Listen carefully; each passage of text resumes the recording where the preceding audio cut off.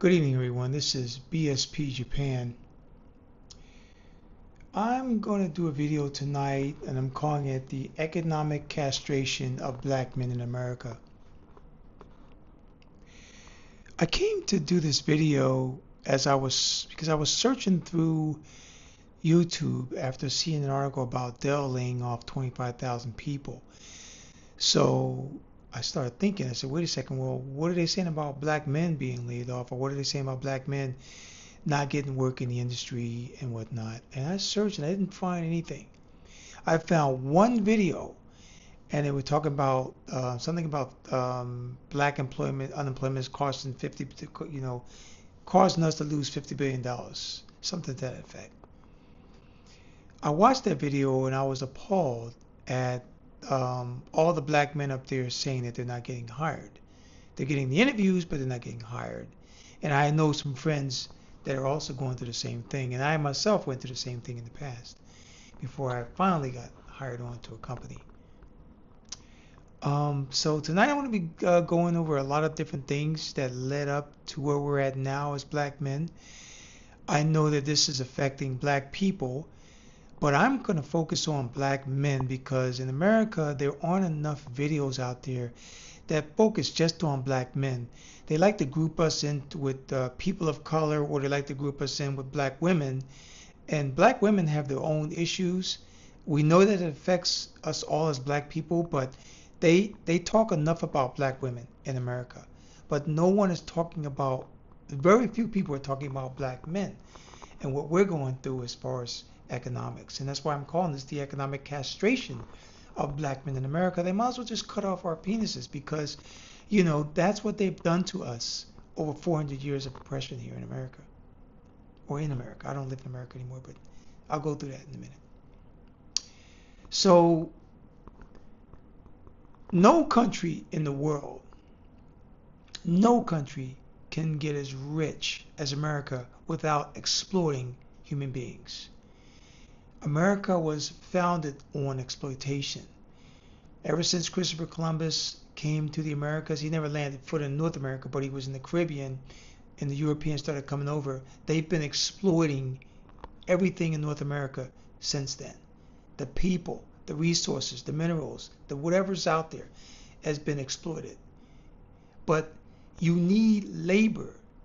You need labor to move that. You need labor to do all the things that you need to do to build wealth.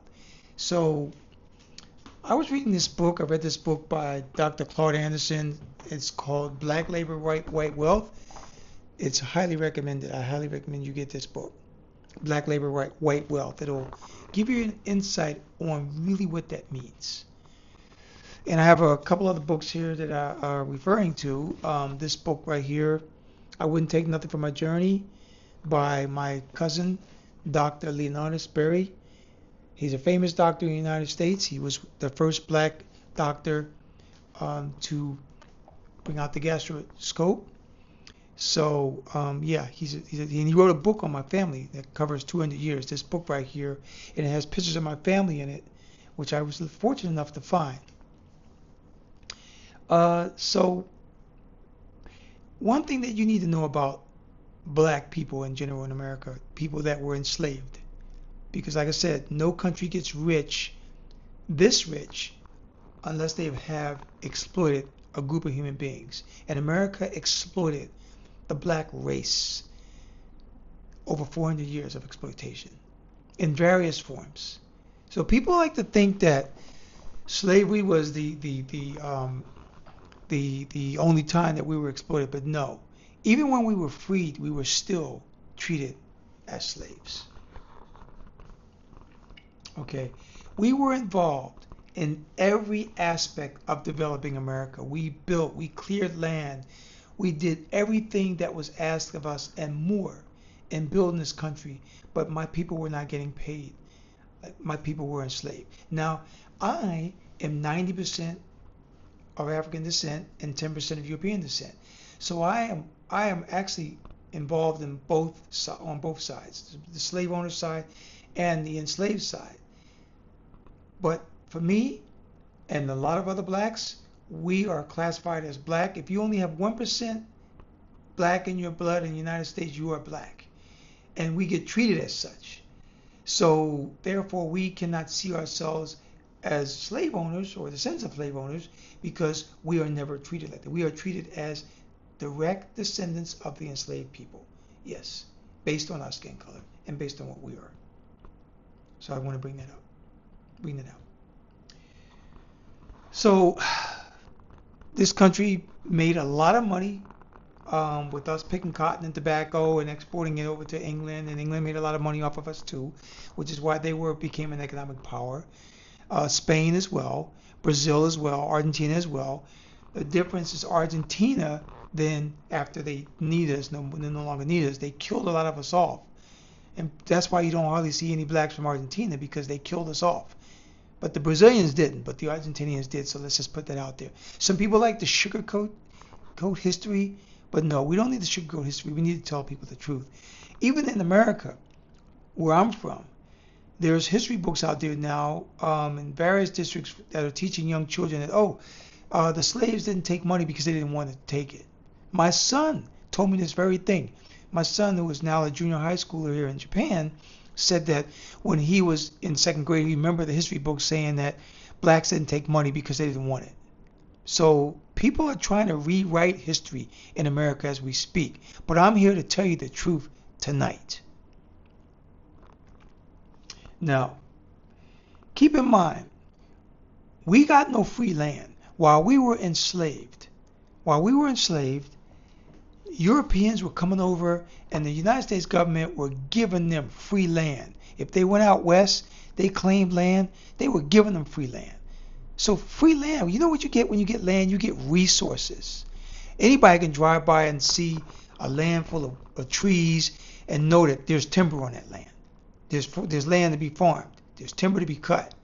Or in a lot of instances, in some areas of the country, there's land to be quarried. You can, build a rock quarry on that land and excavate and supply the country with all the needs, everything they need. So there's a lot of resources, and there's money in resources, and there's money in land ownership. So just imagine all those people who got free land, say in downtown Seattle before it became downtown Seattle, or downtown Los Angeles, downtown Sacramento. They are now super duper rich, and their descendants are rich too. And as you all know, billions of dollars are being passed down as we speak, from the previous generation to the current generation. Billions of dollars being passed down. But blacks, we're not getting much hardly at all, because blacks only hold 1% of the wealth in this country. Only 1%. Now, so while we were enslaved, we didn't get that free land. Then we had to free ourselves. Now, everyone likes to talk about the Emancipation Proclamation. Well, the Emancipation Proclamation were mainly focusing on the enslaved that were in the South, because the Civil War, we were fighting the South. And the war had to be won in order for that proclamation to take effect. Now, I am a direct descendant of a self-liberated Civil War veteran. Yes, my second great-grandfather escaped slavery in the state of Maryland and walked 30 miles to the nearest Union station, and he joined the Union Army. It's all written in the book, and it's all spoken down through my ancestors. He joined the Union Army, and then he went ahead and he fought. He was on a cannon team. He fought in various battles, and then he ended up going down south, patrolling the Rio Grande, and at the same time putting a gun to slave owners' heads in Texas, letting them know that, hey, you either free the slaves or you die. Because a lot of these people were not going to free the slaves. Even though they were losing the war and they knew about the Emancipation Proclamation, they still wanted to keep us as slaves to get as much as they could get. Now, a little bit about me. I told you I'm a direct descendant of a self-liberated Civil War veteran, and he met his future wife's brother at the same camp. They both escaped. My second great uncle escaped from another plantation. They joined up. They met up there, and they both survived the war. When they went back to Maryland, they hooked back up, and then Sam Jennifer introduced Nancy Jennifer to my second great grandfather. and then they relocated to Hampton Roads. So that's how that came about. And also in my family, Harriet Tubman freed my second great grandmother's uncle. Yes, it's in the book. They were talking about that. They call that Harriet woman. So she freed. So I have that history in my family. And the reason why I'm bringing up history, family history here, brothers, because I do also have a famous uncle in my family who wrote the book I just told you about. A lot of us blacks have a lot of good things about us. Even though we were enslaved, we have a lot of good people in our family. We just don't know about it. A lot of us just don't know. So if you're sitting there and you're thinking, well, I'm just another black person out here that don't mean nothing, you're dead wrong. You need to research your family history because you have a solid, good history. Our people have done so much, even after being enslaved. We've done a lot for this country, but we haven't been given anything. Everything we got, we earned it. So the slaves were freed, and even though you were free, you didn't have anything else to do. They didn't give us any land. We got no money. We got no gun to protect our families with. So many of the new free people ended up sharecropping for the former slave owners. And sharecropping was even worse than slavery because you would work the land with your family, and then at the end of when the crop was due, you show up and you think you were ahead of the game, and then the white man's always telling you, oh, you just missed out, or you owe us, or you just made even. So you never really came out on top. You never came out on top in sharecropping. So it was worse than slavery. And keep in mind, I want to add this too, and I know a lot of you don't understand this, but even though during slavery, if you had blacks living in the North who didn't have slavery at the time, they had it at first, but at the time they didn't. Then they were not living any better. In fact, many of them were living worse. They had no programs to help out blacks. You may have had a few, people that were abolitionists that wanted to help us out, but most blacks did not get any support whatsoever. We had to get everything on our own. So don't think that just because you wasn't enslaved that you lived a good life, because you did not live a good life. You lived a bad life. Just wanted to bring that up. You see where I'm going with this? We didn't get anything. We got nothing. And then we ended up having to go back on the white man's farm and work on land that he owned, and then only in turn had to come out and never made it on top. So eventually what a lot of us had to do during the Great Migration is we had to sneak out of town. Yes, we had to sneak out of town. They would have spies all over the place. Hey Johnson, your boys are trying to leave with his family. Oh, no, you're not. You're not going nowhere. You're going to stay, and you're going to be a sharecropper, which is worse than slavery, because I need this labor.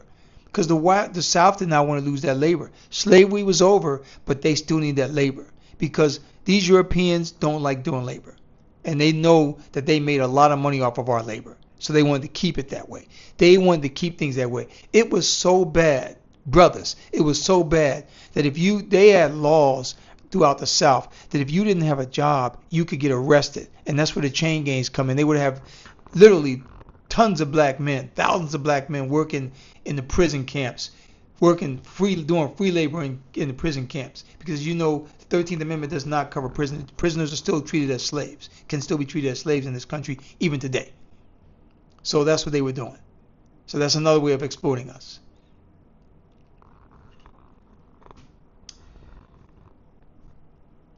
So we couldn't get ahead. Although we tried, we tried. Yes, a few successful people out there, but it was few and far between. Now the war came, and this is the migration happened right before the war. So I call it the silent Great Migration because there's not a lot of history books that cover our migration unless they're written by black authors. There may be a few whites that wrote about it, but nobody really talks about it. You're not going to see it all in the history books, right? And the schools and whatnot. Well, here's the thing. The migration happened between 1910 and 1970. So when I was born, blacks were still migrating from the South. I remember being a little kid and seeing people still move up from the South, and they had a different accent and different behavior, and we'd call them country boy, country girl, this kind of thing. thought it was funny, but they were actually coming up there trying to make a better life for themselves, because there were plenty of jobs. Because the reason why they had those jobs and the reason why we were able to escape the South is because the war happened, World War One. So when World War One happened, before World War One, a lot of Italians and other Europeans were immigrating to the States in droves. Well, the war halted that, and the North needed that labor, so they were welcoming blacks all over the place. So we would take the trains from the Deep South out to the Californias. We would take the trains up to Chicago, Detroit. A lot of our people from the Maryland, Virginia, like my people, Maryland, Virginia, North Carolina, South Carolina, would go up to the Philadelphia, New York, D.C., Baltimore areas up there. So which is why a lot of us don't even know it, but people that we grew up with, that we were friends, we're really close with, we're actually cousins. They're actually our cousins, and we didn't even know it. Yes, so do your research. Like I said, check your DNA, and you'll find out a lot more. You will be surprised. Now, so we were fighting in World War One. They didn't even want us to fight in World War One, but we came back and we fought in World War One. Okay, and I want to show you a shirt of what I have on my shirt here. By the way, I know that I got this thing on it. On my shirt, the T-shirt I'm wearing, it says that I am my ancestors' wildest dreams. Yes, I am my ancestors' wildest dreams. I have this shirt on, but I got my face lock on, so that's why it's doing all it's doing. But I am my ancestors' wildest. Actually, I can take it off. So let me show you what it says. I am my ancestors' wildest dreams. Yes, that's what I am. See? So what I want to say to you is you need to be proud. Always walk proud of your ancestors, because our ancestors went through a lot. And unfortunately, people are always trying to downplay that, like it never happened, or like, what's wrong with you? Why don't you just get over it? How can you get over that exploitation? How can you get over the rape, pillaging, and plundering that they've done to our people? No, we should never get over that, guys. We should never forget that, because each and every one of our black Americans, we are experiencing post-traumatic slave disorder, because we are descendants of the enslaved, and we are therefore treated as such. Even you know how it is. Even if you are successful, if you somehow climbed the ladder to where you're living a halfway decent life, you're still treated like trash. They still look at you like my cousin gets asked all the time. She's been to over 50 countries, and I've been to quite a few countries myself. And you'll be on the plane, and they'll be looking at you like, how'd you get here? What do you do? But they don't ask you how'd you get here anymore. They're like, what do you do? They want to know what you do, because what they really want to know is how'd you get here. That's what it is. We all know it. You know what I'm talking about. So the shame of it all in getting back to World War One, is that black men were being lynched in their uniforms.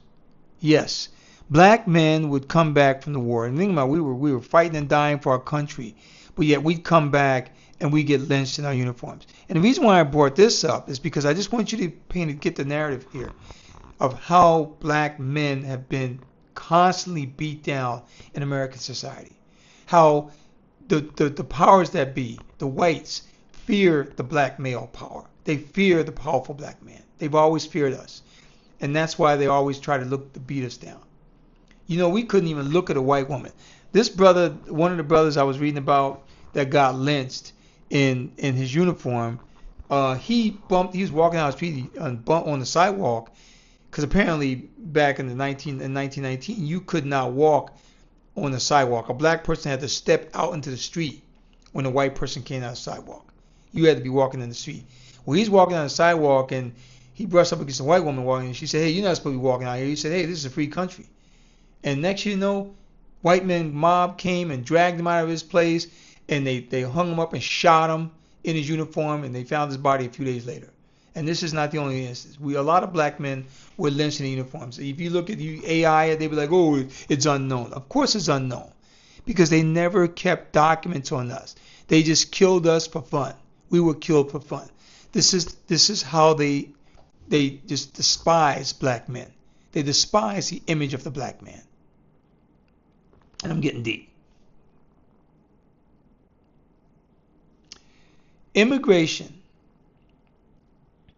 Before World War One, right after the end of the Civil War, up until World War One, a lot of immigrants were coming over to the United States.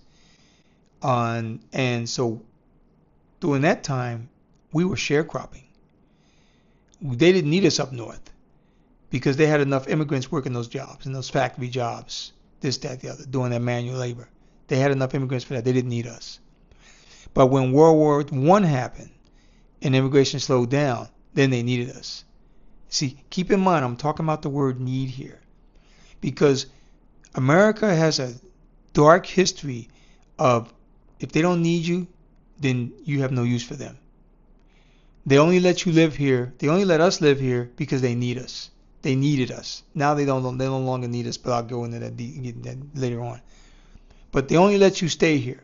So everyone that is not from America, or even if you're from America, if you were like a black person, they only let you be where they want you to be.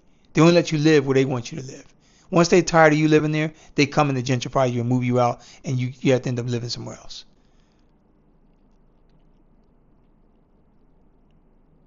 So I mentioned the Great Migration. I call it the Great Migration, the Great Silent Migration, like I said, because nobody really wants to talk about it. But over 6 million blacks migrated between 1910 and 1970. That is quite a number of people migrating. You know, the Jews like to talk about the 6 million plus Jews that were killed in World War II by the Germans. Well, those 6 million plus blacks that migrated between 1910 and 1970. And a lot of them didn't migrate under the best terms. What would happen is the uncle or the auntie would be living up in the northern city, and you know they'd come down south, right? And they'd visit the Southerners, and the Southerners would say, "Whoa, you got some fancy clothes on. You look nice." And they're like, "Yeah, I'm living nice." But when they get home, what they didn't tell the people down south is how horrible the life was, how we were cramped in the section of each of the cities we lived in, where the rent was astronomically high, where you would have to live in a two-story or two-bedroom apartment with about 10 or 15 people because you couldn't live anywhere else, because the whites only wanted you to live in those, how your buildings were never taken care of, how your toilets were falling apart, how maintenance needed to be done in your place, and the owners wouldn't even come out and work on your place, how a lot of times you didn't even have water come out your pipes and they wouldn't care. See, they didn't tell you about that. They didn't tell you how difficult it is to live in the north. They didn't tell you that. But still, everyone was living so bad in the South that they wanted to migrate to the North because they're like, well, it's got to be better than this. I just take my chances in the South, and they moved to the North, like I said, and the West. Did you know, and this is something for you brothers, that I came up with a lot of people that I'm related to in the Deep South and out in L.A. and Oakland and Seattle area. In fact, I met a cousin out there, a distant cousin that I DNA matched with, that was living out in Seattle, that was very like me. And did you know that they was telling me, yeah, our people come from Texas, El Paso, this, that, the other. Well, yeah, they came from there because they were sold. There was a great sale at the late 1830s. The Deep South needed some serious labor, so a lot of slaves were sold down south. So I know because my berries, originated, out of Maryland, of course through Africa, but out of Maryland. But the slave named the berry owner. See, so I know that. But then they were sold all over the Deep South. So that's why I'm meeting up with a lot of cousins of mine that I'm related to out in the West. Because a lot of people out West come from the Deep South. A lot of people don't know that. But a lot of people in Oakland's and LA's and Seattle on the West Coast, they took the trains out when they left the Deep South, Texas and all that. So I just wanted to bring that up. I know a lot about my family because I do a lot of research. Now, I know that we were skilled, more than the skilled, because a lot of blacks were doing a lot of skilled labor when we were enslaved. Blacksmiths, carpentry, plumbing. A lot of blacks were doing a lot of things, and a lot of blacks invented a lot of things that they never got credit for too. Because the whites would look at that and then they would steal it, they would patent it, and they would act like it's in their name when they know that the black person is the one that invented that. Because we were trying to invent so many things to help alleviate the pressures of labor that we had on the plantations. So of course we're going to think. See, people think that the enslaved were just a bunch of stupid yahoos working for the white man, and not even do anything. No, there was a lot of the enslaved were very smart people, very smart. Once they got the system down, they were very smart, and they tried to make life as bearable as possible as they could possibly make it. But a lot of times they were oftentimes beat up. I know my second great grandfather was beat, as in the book. He got beat, and while he was getting beat, he decided to fight back. He fought this guy back, and I'm going to say this on YouTube as a quote.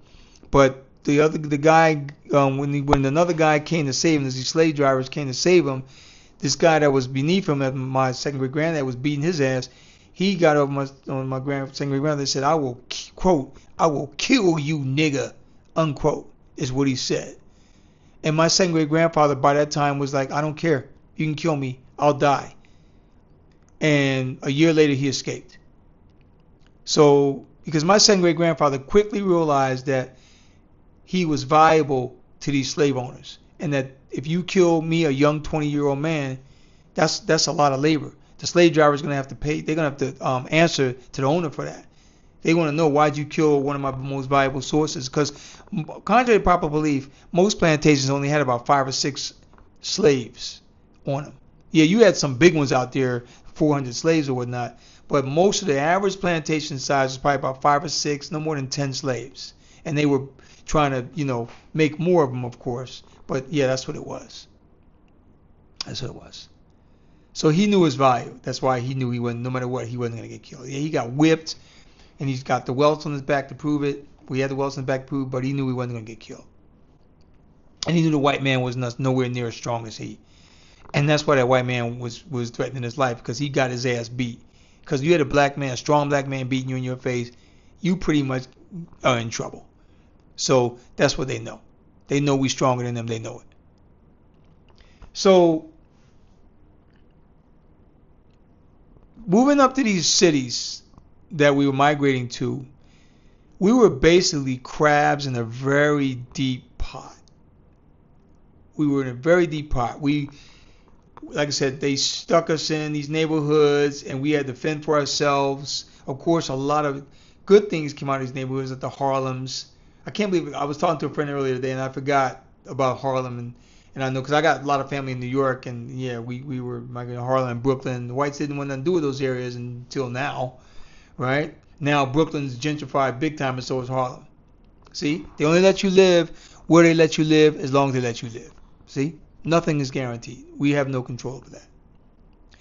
But these crab in the pot, what I'm getting at about the crab in the pot thing is that a lot of blacks were suffering, a lot of blacks were struggling, and they had to climb out that pot. I'll give you an example. My great grandfather and his wife died. They were so poor when they died, they didn't have any headstones. No, they still don't have a headstone today. But my cousin and I were talking to some people about, with another cousin, trying to get some headstones for them. So I need to check on them and see where he's at with that. But that's the last I checked. That's what they were trying to do.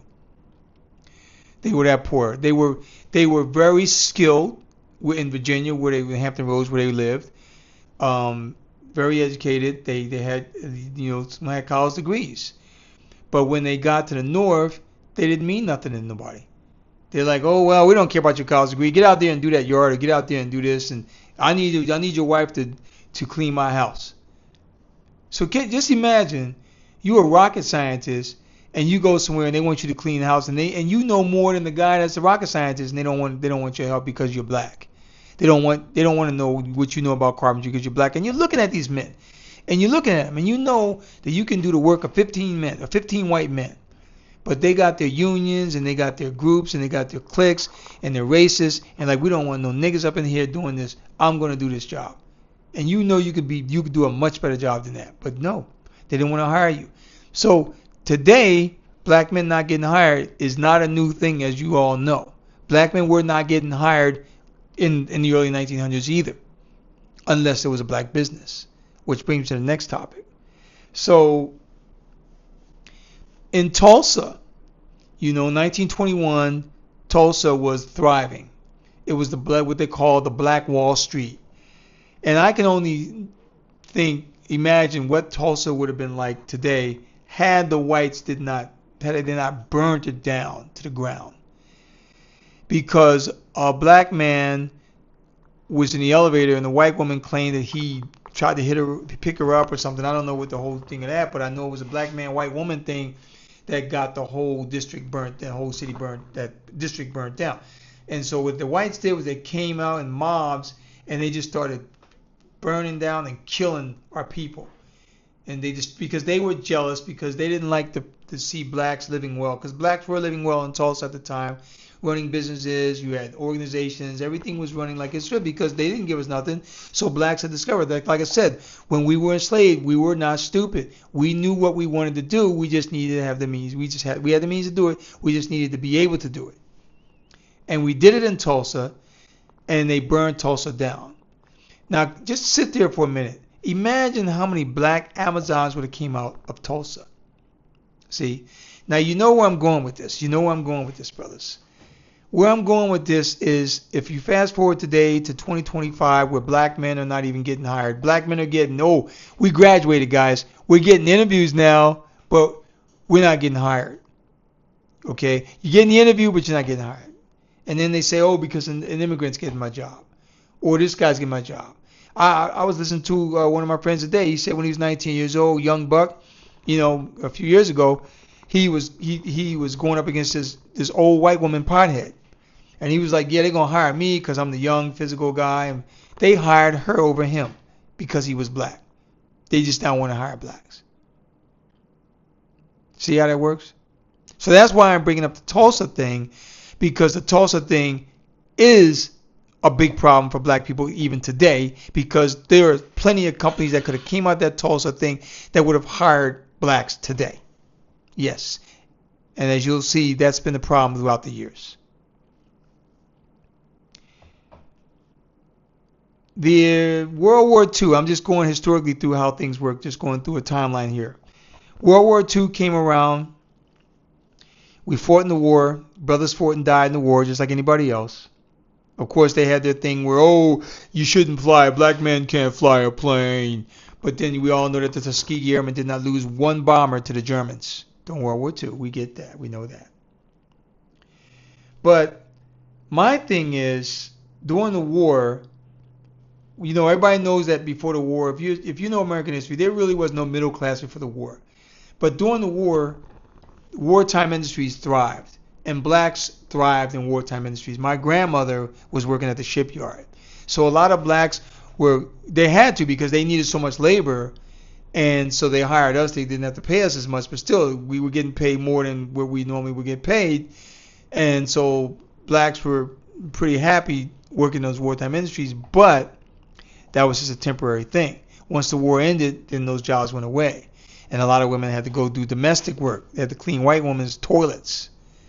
See, and whatnot. And the brothers had to go out there and fend for themselves, either landscaping like my great-grandfather did, or try to find menial tasks.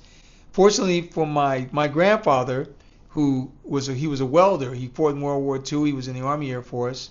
He fought in World War II, and he came back and he got some of his benefits, and he went to welding school and he became a welder. Yeah. Unfortunately, he passed away at such a young age of 39. A year before I was born, but yeah, that's what he did. So I never got to meet my paternal grandfather. So that's what the deal was. But see, here's the problem. And here's where another problem was for blacks. Once again, if you look through American history, just look at American history and follow the money, and you'll see why black men ended up where we are today. During World War II, whites, racist military were kicking out brothers just for having a hair out of place. So when you get discharged from the military, unless you get an honorable discharge, you do not qualify for those military benefits. At the end of World War II, the GI Bill was introduced, and it helped millions of veterans get homes and build businesses. In fact, a lot of up till a few years ago, a lot of those veterans were congressmen and senators from their states, respective states. Now their children, their offspring are congressmen and senators from those respective states. See, and what happened also is whites they were giving out low interest loans to build homes, to start businesses, and guess what? They built a lot of homes in these areas that later that were middle class, that later appreciated in value. Those homes appreciated in value to the point to where their children could then turn around and come buy in a poor blacks neighborhood, which was gentrified. So just give you an example. So if you built a home, like say they were able to buy a home for $10,000, $15,000 in 1947 with low interest loan. That same house that they built in 1947 through upgrades and whatnot throughout the years, fast forward to 2025, is now worth about $3 or $4 million, maybe $5, $6 million, somewhere around there, maybe more than that. Like some people say, maybe more than that. But still, you get my gist, right? Where black neighborhoods are being redlined, so then you got this black neighborhood over here, we're close to downtown, very conveniently located, where the home was only worth about, say $75,000 to $100,000. Well, these children of these people that got their homes back in the 40s and 50s are now been through college, got their degrees, or started businesses and whatnot. Now they're looking to buy homes, and they love living near downtown, so they go into our neighborhoods and they buy us out. They put across a red, black, and street crossing, sell a collard green scones in Starbucks, and call it a day and celebrate. Oh yeah, this used to be this is African American. This used to be like Seattle, 23rd and Jackson. This is a jazz capital of Seattle, 23rd and Jackson. I used to live at 23rd and Jackson. 23rd and Jackson. Now you don't see a black walking around there much at all. You see how that works?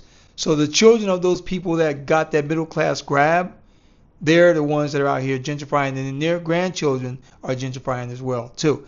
So a lot of us did not get to partake in that middle class grab. Like I said, blacks were successful during the wartime industries, which was a temporary thing. Once the war was over, you had blacks go and work in the car. That's why Detroit was so prosperous at the time, and was a good place at the time for blacks, because Detroit had the auto industry. Blacks had to work in these industries. But once those industries died out, guess what else died out? Black jobs died out. See? So that's how that worked. So, the 60s, blacks were still working in the auto industry, but then a lot of blacks had missed out. You started having these women working in domestic industries. Black men were being pushed out. They started switching the women that worked in domestic industries over to welfare, but they wasn't covering the black man in the family, so the black man had to fend for himself. And Vietnam came along, and the rest is history. So that's why I call that wartime industry, I call it a band-aid on poverty, because it was just a 4-year band-aid. But once the war was over, blacks had to go right back to what they were doing. And it's just like I always say too. I was in the United States Air Force. I served 12 years in the Air Force. I'm proud to have served in the Air Force. But what I do tell people is that I was poor and black when I went in, and even though I got my degree when I was in, when I got out, I was poor and black again. So whatever you were before you went in, that's what you're going to be when you get out. Same as that wartime industry. If you was poor and black before you start working in the shipyards, when the war's over, you can be poor and black again. And that's what happens. And I want to say that with the gentrification thing, the average black cannot stay in the same area. The average black family can't stay in the same neighborhood that long. They'll be lucky if they stay in the same neighborhood 20, maybe 30 years. Because whites are always coming in and moving us out somehow. The new discrimination is the buyout or the cost. They're too expensive, so we got to move out. We're forced to move out. That's the new discrimination, right? So you keep relocating here, there, moving to the suburbs. Now you're far away from work. Now you got this issue. Now you got this transportation problems, this, that, the other. Then they don't really know where they want to put us. But I know that even today, today, like Los Angeles, South Central Los Angeles is no longer like a South Central Los Angeles when Snoop Dogg and them was over there. It's no longer that. It's been gentrified big time. So just to let you know. Now, Jackie Robinson came in baseball in 1947. I'm an avid baseball fan. He played for the Brooklyn Dodgers. I'm a Dodgers man. I didn't like the Dodgers for a while until last year when they got Ohtani, and I secretly liked the Dodgers, but I just didn't know how to root for them. Now I root for them all the time. My grandfather was a Dodgers fan, I know for sure. Most blacks were Dodgers fans because they were the first baseball team to bring on the black player. But here's why I call this the MLB mistake. What the MLB, the Major League Baseball, should have done instead of bringing on a black player, they should have brought in the black teams from the Negro Baseball League. They should have brought those in. The Birmingham Black Barons, the Homestead Grays, You know, they should have brought those teams, the Pittsburgh Black Pirates, they should have brought these teams in, because think about it, if they'd have brought the teams into the, not just the one players here and there, but if they'd have brought the entire teams in, you know how rich baseball teams are today. That would have been a lot of money for the black community if the Homestead Grays was in the Major League Baseball today, or the Pittsburgh Black Pirates were in there today. Would have been a lot of money for the black team, a lot of money in the black community, which means that these businesses can hire blacks. So many black businesses would have spun off these baseball teams, and they would have hired, like you got all these baseball teams with all these big execs now. All them big execs, most of them are white. There ain't a lot of black big execs up there in baseball. But if you had those black baseball teams up in there, guess what? You would have had a lot of black teams out there that would have hired a lot of blacks, and you wouldn't have the unemployment issue with black men today. Yes, that's what I'm getting at. That's why I call it the MLB mistake. I'm going to go over a couple quotes here that I like from a Malcolm X book that I want you guys. I know you guys know this. Most of you should anyway, but you should have read the Malcolm X book. But this is just a book that I have. I have this book, but this is a photograph. I love this book. And everybody says I look like Malcolm X big time, and they're right. When I was younger, I used to look like Malcolm X. He died at 39, so maybe he would have looked like me at this age. So I did mark the page. And, where did I put this? Oh, here it is. So let me go to this first quote here. And the reason why I'm quoting Malcolm X is because these quotes are still in effect today. Quote, "You and I in America are faced not with a segregationist conspiracy. We're faced with a government conspiracy. The same government that you go abroad and fight for and die for is the government that is in a conspiracy to deprive you of your voting rights, deprive you of your economic opportunities, deprive you of decent housing, deprive you of decent education, and you should drop it in your lap. This government has failed the Negro. This so-called democracy has failed the Negro. And all these white liberals have definitely failed the Negro. The ballot or the bullet. So I can't stress that enough, guys. That is the case today. Yes, they have failed the Negro. And what he was saying about the voting, you got districts in Texas redistricting just to take power away from the Negro. You see? So they may have everything in the Constitution. Oh, yeah, you're voting right, you're good, this, that, the other. Those are just amendments. Amendments can be amended. See? There are things happening in America now. I just read somewhere in New York Times where they're building this community somewhere. I forgot where it was. I think it's Arkansas. And they're saying that you got to be white to live in it. Can you believe it? They're actually still building neighborhoods where they say, and they're now boldly saying, you have to be white to live here. What does that do for people like us? What does that do? Where do we go when we run out of places? Like the book of the man John Promised Land said, your uncle didn't tell you this, your uncle didn't tell you that. You get to the promised land. But where do you go when you were supposed to be in the promised land when you experience the same poverty? Where do you go? Where else do you go? I know where you should go, but where do you go? You need to know where to go. So that's one of the quotes. I'm going to read another quote from Malcolm X. And I like this one too. The only progress we have made is as consumers. We still don't manufacture anything. We still don't legislate for ourselves. Our politics is still controlled by white people. Our economy is still controlled by white people. Therefore, we have no real say about our future. The end of white world supremacy. 4 speeches by Malcolm X. It was coming from that book. It was written in 1970. So, this is so true.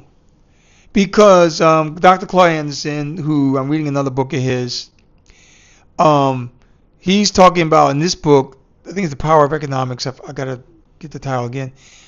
About how wealth drives policy, which it does, of course. right? So let's put it this way. I told you that blacks only hold 1% of the wealth in this nation, right? Less than 1%.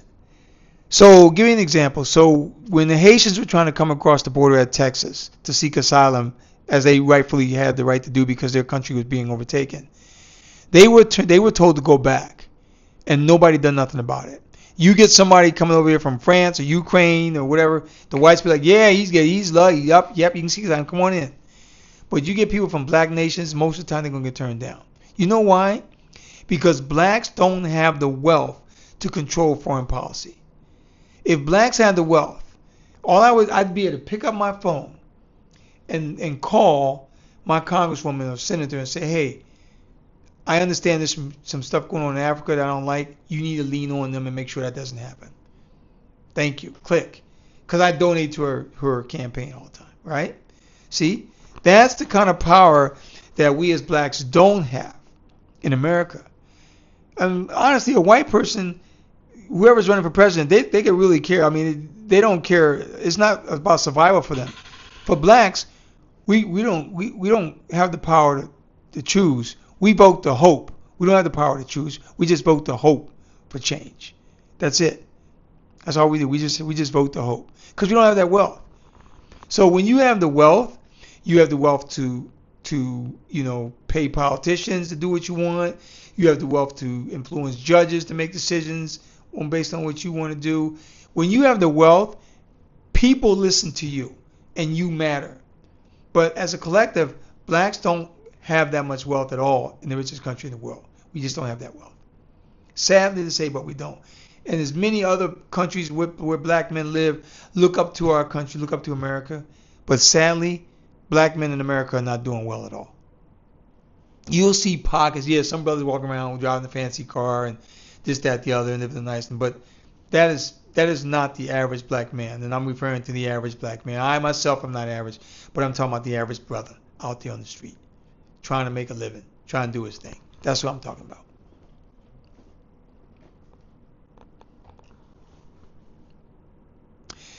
Vietnam and welfare. Like I said, I'm going to this timeline here in the late 60s. Vietnam and welfare killed the black community. The welfare where the father couldn't stay with the family killed us. It killed our family.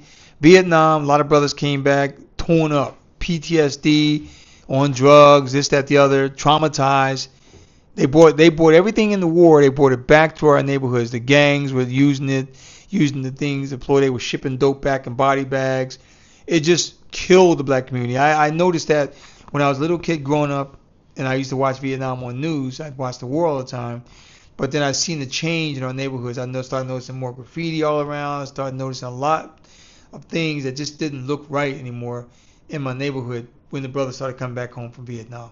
And as you should know, blacks served in Vietnam. They were disproportionately represented in Vietnam. Yes, even though blacks at the time had 12.5% of the population, we had way more than that percentage-wise in Vietnam. Yes. In fact, let me tell you what percentage of the soldiers in Vietnam were black. Just to give you an idea. Let me look it up here. See what percentage of the soldiers in Vietnam were black. And that brother that got lynched in 1919, by the way, was a veteran, Clinton Briggs. And the story goes that Clinton Briggs, a 26-year-old World War I veteran, was walking down the street in Arkansas when a white woman brushed up against him. The woman stated he wasn't allowed to walk on the sidewalk. He replied, quote, "This is a free man's country," unquote. Within hours, Briggs was dragged outside of town by a group of white men who chained him to a tree with car chains. The men shot Briggs several times, and his body was found days later by a farmer. And I know another story of a brother that was actually burned in his uniform, burned alive in his uniform. So, yes, there's a lot of cruelty in America. So don't let the hype, don't believe the hype. It happens. No matter how many history books they're gonna try to lie about. So let's see. Black men were. Oops. I'm trying to hold the mic and type at the same time. Sorry, brothers. Black men were disproportionately, I just want to say, disproportionately represented in Vietnam, because people forget about Vietnam, but Vietnam was a horrible war, created a lot of trauma for black men, for all men over there who fought in the war. Okay, let me see if I can find this. Vietnam. So yes, so AI came out with it. So yes, black men were disproportionately represented in Vietnam, making up a higher percentage of the military's combat troops and casualties than their share of the civilian population. Despite accounting for, at that time, actually, it was 11% of the U.S. population, they were about 16.3% of all draftees in 1967 and 23% of combat troops in Vietnam by that year. This overrepresentation was linked to policies like Project 100,000 and discrimination within the military, leading to a higher casualty rate and a sense of injustice for black soldiers. So that was Vietnam. Yes. See? So that's why I said Vietnam killed our communities when the brothers came back. It killed our communities. So and then, as you know, in the 70s, as the brothers come back in 73, when the inflation was really bad because of the oil crunch, so that further pushed us down the rung. So when I throw in immigration, right? You know, I've seen blacks out there talking about, yay, immigration, yay. And, you know, I myself was one of them. But that's before I knew that immigration was taking a lot of jobs away from black men. Now, Donald Trump said this in his last election. When during the last election, he said that they're taking jobs away from black people. And everybody kind of read that a different way. Some people got insulted by that and said, what were you saying, that blacks can only do certain jobs? No, what he meant was right. Immigrants are taking jobs away from black men, which is what got me to do this video tonight, because I wanted to run down the history of how black men have been treated in this country to why we are where we are today. Why we are where we're at today. There you go. See? So I no longer look, I know that a country needs immigration to sustain itself. But what needs to happen is immigration needs to be changed. Because America, you can't trust America because the whites here have a tendency to replace you. Like I'm gonna quote this one. I remember I used to listen to Richard Pryor all the time when I was a young high schooler. And I remember one thing Richard Pryor said. He's in quote. You know, he said white people got them the new nigga, the Vietnamese. They like that kind of music. Ching chong chong is what he was saying, right? But he called them the new nigga. So basically what he was trying to say, you know what he was trying to say, was that they were always looking to replace. We cost too much now, right? Or we started costing them too much with unions, and they had to pay us. They didn't want to pay us. They still don't want to pay us. So that's why they got these new immigrants in. Okay, so you can say the Indian is the new nigga, or you can say the Chinese is the new nigga, whatever you want to say. They always need to replace you, and trust me, even though you may be an Indian from East India sitting there at your little high-tech job, making a good living, buying you a house up in Issaquah somewhere, but you too will be replaceable. You too are replaceable. So don't get comfortable. You are replaceable as well too. But see, the Indians know that. So what they do is they create other software businesses to where they can now not work for Microsoft or Apple, and they can get their own company and start doing their own thing. So that they do, but you need to have capital for that, right? Blacks just did not have the capital. So that's what I'm here to say. The whites, they don't need you. When they don't need you, they'll replace you with another goddamn immigrant, because they're not going to do the work, and they're always looking for cheap labor. And that's why they're shipping a lot of jobs off to China. They shipped a lot of jobs off around the world to cheap labor places. Now they're crying the blues. They want to bring it back to the States. Well, the problem is it's their fault, because they wanted to put those jobs out there so they can save on the labor costs. See, that's what it's all about. So we know that. Affirmative action was, I'm going to say, it helped black men out, but then it hurt us more. with the minority and the woman thing. So companies got smart there. They said, well, look, if we hire a black woman, then we hired a minority and we hired a woman. We good to go. And they fill those forms. Hey, we hired a woman. We got a black woman in the minority, or an Asian woman in the minority. Later, they was the norm was Asian. We ain't gonna even hire a black. Now we just hire an Asian, and we don't need no more blacks now. You see what I'm saying? So that's how they got over that. That left the black man out. So, black men were not able to maintain their families without having stable employment.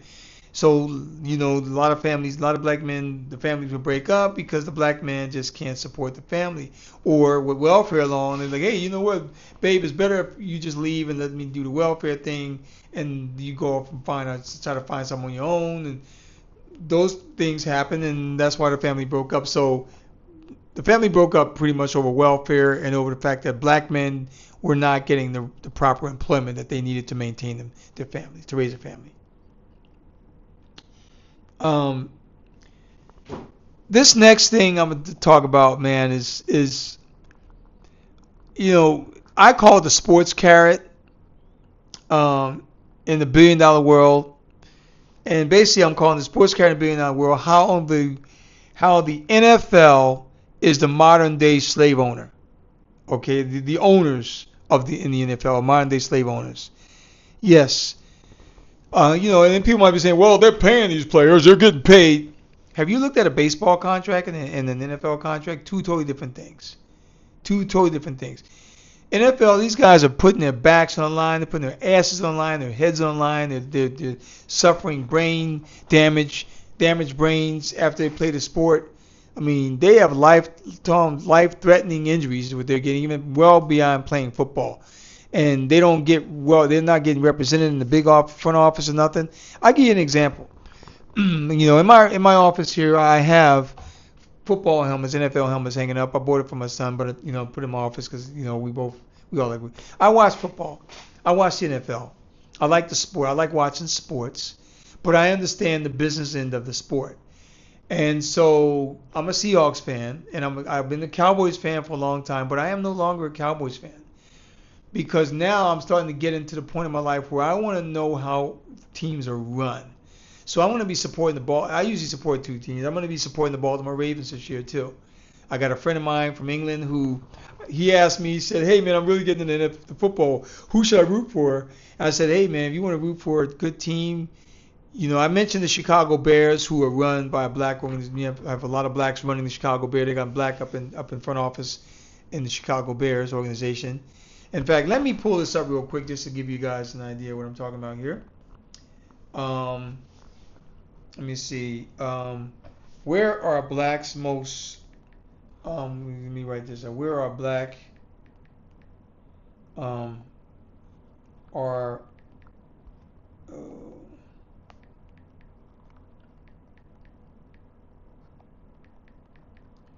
Where are blacks represented? In high positions. Here we go. I'm going to say executive. In executive positions. Oh man. With this one, I only got the one hand. I'm trying to put this in there. Executive positions in the NFL. Yeah, I could probably say that. I know I could probably touch something on my pad and just use the mic, man. What the hell? Oh yeah, what the hell? Let me do that. Okay, so let me see. Where are blacks represented in executive positions in the NFL? They won't be allowed. Okay. Where are blacks represented in executive positions in the NFL? Okay, so here it is. So black representation in NFL executive positions has significantly increased, okay, which is good. Now, I do know, I forgot to mention this, that one of my cousins, he's my distant cousin, Lew Berry, is the general manager of the Cleveland Browns.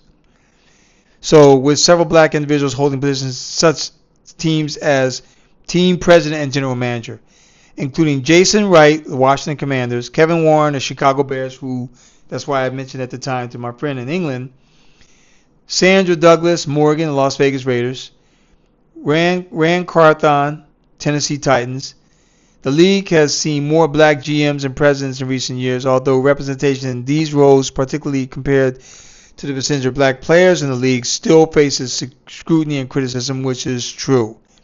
Yes, and there are no black-owned teams right now in any major. Well, I don't. I know that Magic Johnson is part owner of the Los Angeles Dodgers, and Michael Jordan owned the Charlotte Hornets basketball team.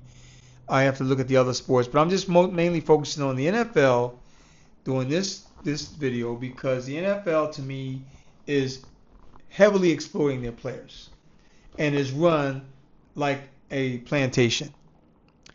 Because players don't get taken care of as good as they need to after playing football. And even when you play football, it's really hard to get all those benefits. You have to play for at least 3 years, and you get hurt. You're 1.5 years in. You don't get. There's a lot of things that I didn't know about in the NFL that happens with players, and that's what bothers me. And that's why I'm no longer a Cowboys fan, because Jerry Jones and the Cowboys, which is nepotism, and he has all the black players, as big black players like Emmitt Smith, who's like one of my favorite players of all time, and Michael Irvin, those guys played for the Cowboys. None of them are heading up the Cowboys in the front office. None of them in the front office in the Cowboys organization. No, none of them. All those players, none of them are represented up in the organization. Now, like I said, I mentioned the Ravens. Now, I noticed that the Ravens wasn't up on there, but I do remember them having a GM, a black GM, Ozzie Newsome. I don't know if he still is with the Ravens. They didn't mention him, but he used to be the GM for the Ravens when Art Modell brought them over from Cleveland. I think he was the first one. So, but anyway, the reason why I'm bringing up the sports carrot in the $1 billion world is because a lot of blacks will look at these black players, and a lot of people say, well, look, he's living good. Look at him. He lives in a nice house. He's driving a nice car. His wife is happy. Look at him. He's doing well. But what they don't realize is the chances of you becoming a professional athlete are slim to none. It's very low chance. Very, very low chance of you becoming a professional athlete. And even if you do become a professional athlete, you got to be very, very good to be able to make that kind of coin. But look at what you got to do to get that coin. Look at what black men have to do just to make a lot of money in this country. Look at what we have to do. I'm not saying that there aren't black men out there that are successful in other industries, that are running businesses and doing these things of that nature. But all I'm saying is that, but still, a lot of people will point to the sports industry and say, but look, he's already doing good. Look at you. Look at LeBron James. Yeah, but the bottom line is we're still niggas, no matter what we're at. And if you take the guy out of the sport industry and you put him back on the street, he's not going to get hired no matter what. He still ain't going to get hired. That's the reality of it all, brothers. He's still not going to get hired. So you can put that sport carrot on my face all you want. And then the problem with the sport carrot too is you have a lot of blacks, men that are being pushed towards sports. I know a lot of these single parent homes, run by a lot of black women in single parent homes. They're telling the boy, get out there and play, boy, you do it. And all their hopes and dreams are on this one player, their son, to make the money. You're gonna help the family out. What happens if he gets hurt? Then what? Or what happens if he doesn't get selected? Then what? Or doesn't get drafted? Then what? You see what I'm saying? Then they got to put him out there. He's going to get his head busted in. His body's going to get all beat up. He's going to end up dying of brain damage later on. For what? Or killing himself over brain damage from playing football. All because his mama wanted him out there playing football to make money for her. But nobody's thinking about the black man himself. Nobody is thinking about the black man. What is the black man going through? What is it going through? And another thing I'm going to be talking about too on this, I'm going to talk about on this too, with the single family home thing now. Because see, black men, because we're being forced out by economics, right? We're literally being forced out. That's why we're being forced out, meaning lately you see, like I said, South Central LA, people moving out, big cities. A lot of blacks have to move, get out of here, because they can't afford to live in the big cities. Even myself, when I lived in Seattle, I couldn't afford to live in Seattle anymore. I ended up living, an hour and a half away from Seattle. And my commute was brutal because I couldn't afford nothing in Seattle, so I was forced out. By economics, I was forced out. But a lot of the brothers that are forced out that can't afford families, see, because black men are not getting hired like they should, They're not getting hired like they should. So guess what that means? That means that black men are not able to raise families. So a lot of these single moms are raising families, but guess what? And I was raised in a single mom family after my first 4 years of my life. Black men don't get taught to take care of yourself or to financially manage your family. Black men get taught how to spend money on women, how to spend money on this, how to buy this, how to buy that. That's why you see all these sports players riding around these expensive ass cars, $2 million things that they don't even need, $300 million house that they don't even need. They're not even thinking that when they retire, they ain't gonna be able to foot that note. They just think, oh yeah, I'll be able to sell it no matter what. They're buying all this crap they don't need because black men are being raised up in these homes. We're taught, you're nothing, you're nothing, you're nothing, your daddy wasn't nothing, you're nothing, your daddy wasn't nothing, you're nothing, you're just like your daddy.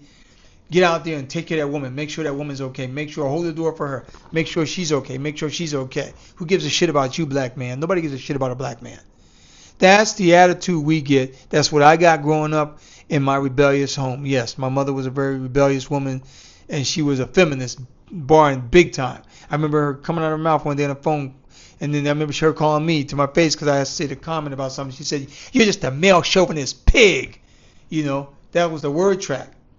70s, that's word track. She called me a junior high school kid. You're a male chauvinist pig, is what she called me to my face. See? And you're just like your father. You know? So they don't want you to be like your dad because they look at black men like we're nothing. We've been in a gender war with black women since the late 60s, early 70s. We've been in a gender war. We literally been in a gender war. I see when I was watching these people talking about, there's a video out talking about, oh, now these people can't get a white collar job, so they got to start going to, a lot of people going to go to blue collar jobs. And while the lady was speaking, they kept showing this black woman electrician, this black women in the plumbing industry, the black women doing construction, but they never showed black men in these industries. They never showed a black man. And it's not that I don't want to see black women out there doing their thing, but what about the black men? Nobody's talking about what black men are going through. Because most of the media that are run by blacks, run by black women, and they're giving you their take. That's why you see these videos with these black men being interviewed on these black women shows and Oprah's and all them. They're soft-spoken black men. There's men up there that they can't really go out and say what they think about something. Like me, they would put me out. They say, you know what, you can't come on our show anymore because I'm gonna talk about men. I'm gonna say, no, this is the real deal. The real deal is, because black men are not getting employed, or because black men are not gainfully employed, black men are not able to raise families. We are not able to build and raise families. That is the problem that I have. Because as I sit here in Japan, in my comfortable home that I had built because of what I did, and I talk to black men because I want to see more black men come over to Japan and do this, or go wherever they want to do this, be this successful. I'm not just a black man saying, okay, I got mine, I'm done, I'm good to go. No. Because if I don't see any black men out there successful around me, then guess what? That means that I don't have any black men to talk to. That means I'm a lonely black man. That's what that means. And why should I be lonely? Why should I not be wanting to talk to my people? I love hearing another black man's voice because I'm a black man. That's why I was just talking to my man today. He calls me Onks over in England. In his pop. I met his dad. His dad even came over in Japan when he lived in Japan before he left. We hooked up. And I remember speaking on the phone with Dad. I said, oh man, what up, black man? I love hearing a black man talk because I do. You see what I'm saying? So that's just me. So that's why I'm up here talking about my brothers, because black men we really are at the bottom of the rung right now. We have been economically castrated in the United States. Like I said, they might as well they have economically castrated us. That's what they have. Like Malcolm X said, we didn't land on Plymouth Rock. Plymouth Rock landed on us. And I like the way Denzel did that when he was on the movie, because that's pretty much what Malcolm X said. See? So that's why we're being economically castrated today.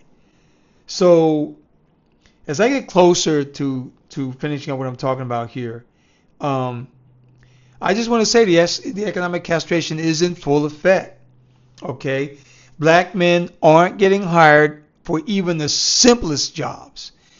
I see a lot of young brothers out there, 19, 20-year-old brothers wanting to work. They don't want to be running the streets out there working some gang and some drug dealer. They are out there trying to get legitimate jobs, and they're not getting hired just because of the color of their skin. And that's why I tell brothers, I say, look, brothers, see, you know me. I'm going to tell you straight up to your face. If you want to get hired in this country, you need to move somewhere where there's not that many blacks. Because every time you go to a job interview in Philly, D.C., Baltimore, Los Angeles, you know where there's being less and less blacks in L.A., but you know what I'm getting at. Detroit, Chicago, you look like the person down the street. You look like the guy that may have robbed the person that's interviewing you, or the guy that may have robbed the interviewer's sister or wife, daughter, or whatever. You look like them. So of course they're not going to hire you. And you're going to white-owned businesses looking for a black job. You're going to white-owned businesses looking for a black job, or white-owned establishments looking for a black job. Even when you go to the government, you go into a white-owned establishment. Now let me tell you about the government thing, because that's why a lot of black men are losing jobs too. Because as you know, Donald Trump comes in and he wants to slash and burn federal jobs. Well, we all know that federal jobs have helped out working for the government has helped black families throughout the years. It really has. I got ahead in my life because I worked not worked for the government, but I was in the Air Force. So I was affiliated, some sort of affiliation with the government, be it military or defense contractor or something. If you not a defense contractor, worked for the government. If you were in the military, you worked for the U.S. government. As a black person, you were able to get ahead. You were able to help your family get ahead. And it's been proven. When you see brothers with stable lives, with stable income, what the black men do, they raise very productive families. Yes, they do. We raise very productive families. I am raising a productive family. I'm raising 2 beautiful children right now that will be productive citizens in the future. This is what black men are capable of. But yet you see so many black men out there not working or trying to get a job, and he can't even get started because they can't get a family raised. So what happens? They give the job to the black woman, but the black man doesn't have a job. So guess what? We are not attractive to our women, because our women look at us like, oh, he ain't got no job. Well, he ain't making the money. He ain't got no job. And it's not really his fault. He's out there busting his butt. He just can't get hired because they don't want to hire him. They don't want to look at a black man. They don't want him to have to tell a black man what to do because they don't know what he's going to say back at him. They don't want that. So the black women are out there raising the families, but I keep saying that black men need to be doing that. Black men need to be doing that, because this thing that is affecting is the universe has a law of gender. The law of gender. One of the laws of gender, is the women carry the baby. The women are the mother. They carry the baby in the womb. Men don't carry babies. The women carry babies. Each one of us has a responsibility. Men have responsibility to do things that men need to do. Women have responsibility that women need to do. I'm not saying that you can't cross over work-wise, whatever the case may be, but still, the law of gender applies to a man and women. The way men think, the way women think, that is the law of gender, and that is what we call balance. That is a beautiful balance. Now I'm going to read something to you from the book that I have on the law of gender. Okay, it is one of the Hermetic principles. It is in a book called The Kabbalion that I read a lot, and I believe in this. And this is so effective. If you understand this, you'll become a wise person. This is why I read this book over and over again. So I'm going to read to you the law of gender. The principle of gender. So the principle of gender. So every cause has its effect. Oh wait, I'm sorry. Cause effect. Sorry, I'm sorry. I missed the one more step. Here we go. The principle of gender. That was the principle of cause and effect. The principle of gender. Gender is in everything. Everything has its masculine and feminine principles. Gender manifests on all planes. So basically what it's saying, and this is out of the book, this principle embodies the truth that there is gender manifested in everything. The masculine and feminine principles ever at work. This is true not only of the physical plane, but of the mental and even the spiritual planes. On the physical plane, the principle manifests as sex. On the higher planes, it takes higher forms, but the principle is ever the same. No creation, physical, mental, or spiritual, is possible without this principle. An understanding of its laws will throw light on many a subject that has perplexed the minds of men. The principle of gender works ever in the direction of generation, regeneration, and creation. Everything and every person contains the two elements or principles, or this great principle within it, him or her. Every male thing has the female element also. Every female contains also the male principle. If you would understand the philosophy of mental and spiritual creation, generation and regeneration, you must understand and study this Hermetic principle. It contains a solution of many mysteries of life. We caution you that this principle has no reference to the many base, pernicious, and degrading lustful theories, teachings, and practices which are taught under fanciful titles and which are a prostitution of the great natural principle of gender.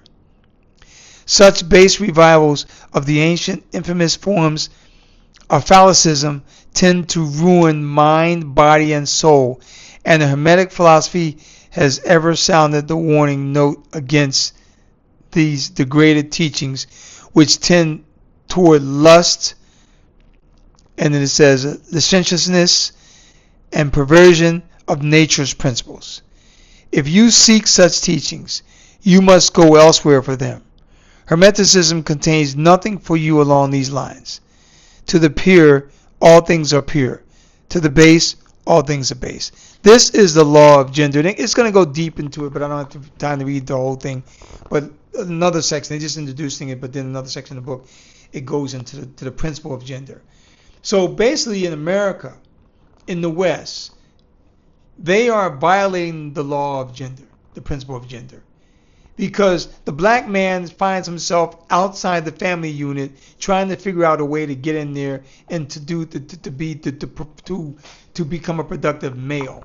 But in order for him to do that, he needs to be able to have gainful employment so that way he can then start to realize a dream of raising a family. See, all this time, all these years, you heard me talk throughout the history of the United States. The white man has always tried to play down the black man. Always. Has always favored keeping the black man from being powerful and from running his family. Has always done that. And the system today is still in effect. It's still trying to prevent black men or trying to keep black men away from strong family units. That's why you don't see that many of us represented as strong family men, strong black men, strong family, running strong families. That's what it is. They would rather see a black woman out there because they know that with a black woman out there, then a lot of the black women have taken our jobs. And I'm not saying that the black women don't need to be out there working. I'm just saying that they see that the job is physically demanding. They see that this black man, strong 22-year-old brother, 6'2", a solid 200 pounds or 190 pounds worth of man. 200 is a little bit too heavy sometimes for 6.2, depends on the frame. But anyway, a solid, you can say 6'4", 200-pound man, or even a 5'6", 145-pound man, a solid muscle that can get out there and do this job. But they're going to turn around and hire a black woman to do it because they don't want to see a black man working there, when they can hire a black woman to do some other jobs and hire a black man too. But see, every time you send two black people to an interview, either one of them, none of them going to get it. And they will never, one thing, even if they have plentiful jobs, they will rarely hire both of you anyway, which is so unfair because you're an American citizen and you're just trying to get yourself gainful employment, but yet they're going to bring these immigrants in here and give them jobs and not hire you. I know. When I was in school, I went back to school for IT. I was going to school literally down the street from Amazon, and they would not come to our school and hire any one of us. Instead, they were hiring people from India, China, Russia to come over and do their jobs, never even caring about what we're doing. They wouldn't hire either one of us. See? So how is a brother going to get out there and get himself employed to the point where he can start to raise a family? Because, brothers, contrary to popular belief, most of you in the United States, you are not living, you're surviving. You're just barely surviving. You're not living. Anytime you go out the next day and you can't even get a job, and when you go to the job interview, right? And here's how you know you're not getting a job. Oh, okay. Well, look, thanks for coming in. We're gonna get back to you in a few days, brothers. My experience is, if you're gonna get the job, they're gonna tell you right away that you got the job. That's the way it works. They will tell you right away, hey, you got the job, and that's what you gotta ask. That's what you gotta know. So yes, we are in a crisis with the AI thing. That's how I remember now. That's how I pulled all this up, because I was kind of concerned. Wait a minute, what's AI doing for my brothers? They're telling me that AI is taking away this job and that job and the other job. What about my brothers? What are they doing? And I looked in the videos. Like I said, there was only one video that came up concerning black men, about black men having an employment crisis, and that is sad, because black men, we have a lot of problems right now because we cannot provide for our families. We can't even, not even for our families. We don't even have enough money to enough foundation, to capital, whatever the case may be, to build families, to raise families, because we need to be, the male figure needs to be in the family. Like I said, I mentioned earlier, the principle of gender. You need that male figure in there. A lot of women are running around like, I don't need no man, I don't need no man. The system is on the way. You don't need no man. Yes, you do. You brought that child in the world. You need balance, because it's been proven. A successful black family, their offspring are going to be successful as well. Very successful. And that is a proven point. And so now, before I shut this down, I want to show you a picture, a photograph that my cousin took that I bought. My other cousin bought it from him too. There's only 5 of these photographs in the entire world. My cousin, out of the Washington, D.C., Baltimore area, is a very good photographer. He taught photography for years. One of his students was David Chappelle, by the way. Yeah, I got pictures. He's got pictures of him and David Chappelle. I'm teaching David Chappelle when David Chappelle took one of his photography classes. So my cousin's a very good photographer. I have various pieces of his work in my house. So I want to flip this around. I want to show you who I'm talking about, and I'm going to tell you what I feel about this, and I want you to leave it in the comments how you feel. See if I can make this work.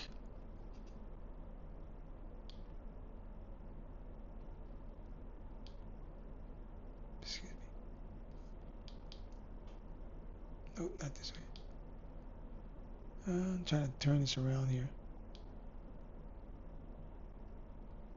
Oh, I get it. Wait, I gotta take it off my face. Give me 1 second, you guys. I really want you guys to see this. Oh, there we go.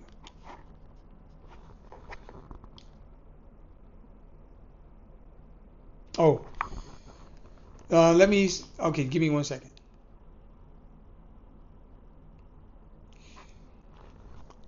Look at his face.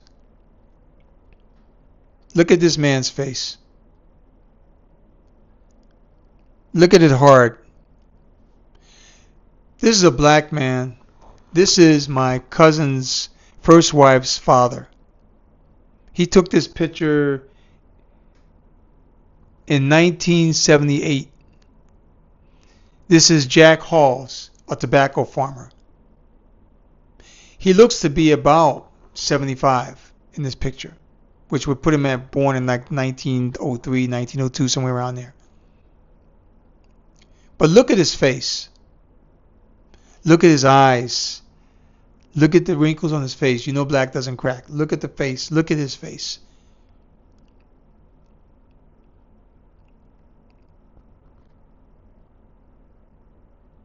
This is the face of the black man in America. And this must be the face of the black person in America. This is the face of a people. This shows, the reason why I bought this from my cousin, because this shows, and I want to explain this when my kids come in and say, Daddy, why'd you get this? I'm going to tell them, I bought this because I want you to see how tired we are in America, how tired black people are, how tired we are after 400 years of oppression, how tired we are after being exploited, used and abused continuously by America. How tired we are that we are constantly insulted by not even having gotten $1 in reparations for our work, for our ancestors. Look how tired we are. I want to say how tired we are of people constantly ridiculing us, constantly disrespecting our ancestors, constantly disrespecting us, not wanting to hire us, not wanting us in their life, not caring one thing about us, but using us for every single solitary gain that they have. Stealing our music, stealing our productions, stealing our inventions, stealing our ideas, stealing our words, walking around even acting like us, trying to look like us, trying to be like us, stealing every single solitary thing from us because they are accustomed to doing it and they got away with it and they continue to get away with it today. Yes, look at this man's face. Look at this man's face. Do not be ashamed. Look at this man's face. If you are a black man, look at this man's face. You know it's going to resonate with you. This is you. This is the inside of you. I don't look like this man, but this is the inside of me. The enslaved part that's still in me, that I'm going through right now, that we all as black people go through in this country. We all treat it, even though we try to avoid it. Black women have to show up at work with their hair a certain way because they can't look black because they may not have their job tomorrow. Black men have to talk a certain way, have to talk soft now. You see commercials with these black men walking around, dumpy black men walking around with looking all like a teddy bear because that's what they want. They don't want the real man up in there. I'm not saying that he's not a real man, but they don't really want a masculine black man. They want to demasculize the black man. Look at this man's face. This is the state of black people in America. This is why I got this in my house. Because I look at him, I want my children to be reminded of what it is like being black in America. What it is like. And to never forget that. To never forget their ancestors. To never forget what it's like to be black in this country, in that country. The suffering, the pain, the sorrow, the emotion, the trauma, the stress, the hatred, the love. It's all in this man's face. Because no human being can go through this without loving the people that are oppressing them. What it's about being black, it's about love. Because we could have ripped your fucking heads off, shot you dead on your plantations, ripped your whole world apart. But we never did it because you turned us against each other. Because what you did to us was unjust. The state that you have us in, black men today, you should be a fucking shame of yourself, United States. Because the state that you have us in today, and I wasn't going to use expletives on this because I know I'm trying to reach a certain audience, but that's just where I'm coming at right now because this is an emotional moment in this video. Just looking at this man's face, at Jack Hall's, the tobacco farmer, in 1978. He might be more than 70 years old, or maybe 80. But he is a descendant of his grandfather was his just Jack Hall's. His father was probably a slave. Because if he was born in the early 1900s, his daddy would have been born right at the end of slavery, or middle slavery. So he knows the hard life, just like every black person knows. Most black people in the United States know the hard life. So when you see this man's face, I'm going to put this up on my video as my intro picture. Look at this man's face. And you think how you feel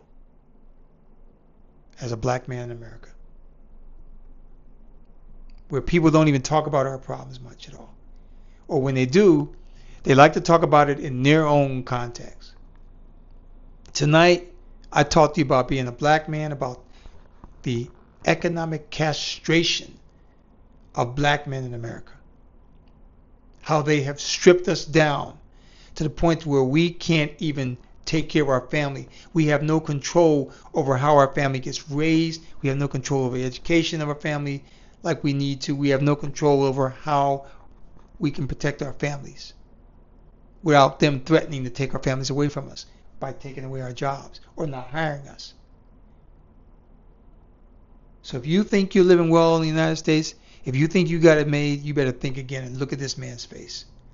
Because this is 400 years of oppression coming at you right now That is a look in this tobacco farmer's face. He has been beaten up all his very existence.